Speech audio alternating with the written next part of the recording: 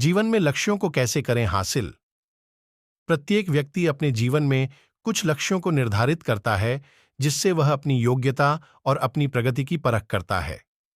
यदि लक्ष्य हासिल नहीं होते हैं तो वह अपनी कमियों को देखता है, उसमें सुधार करता है।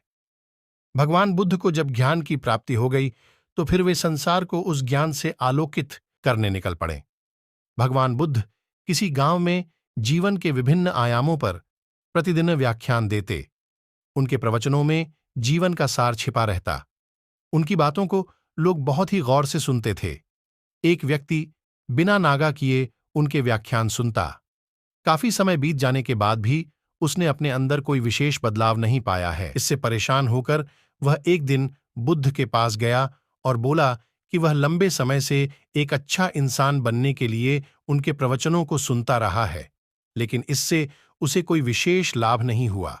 वह एक अच्छा इंसान नहीं बन पाया, उसमें कोई बदलाव नहीं आया है। उसकी बातों को सुनकर बुद्ध मुस्कुराए। उन्होंने उसके सामने उसके गांव का नाम, वहां तक की दूरी, वह वहां कैसे जाता है आदि जैसे प्रश्नों की झड़ी लगा दी। जब बुद्ध ने उससे कहा कि क्या वह यहां से बैठे बैठे अपने गांव पहुंच जाएगा, तो वह झुंझला गया। उसने कहा कि ऐसा तो बिल्कुल भी संभव नहीं, उसे वहां तक पहुंचने के लिए पैदल चलकर जाना ही होगा।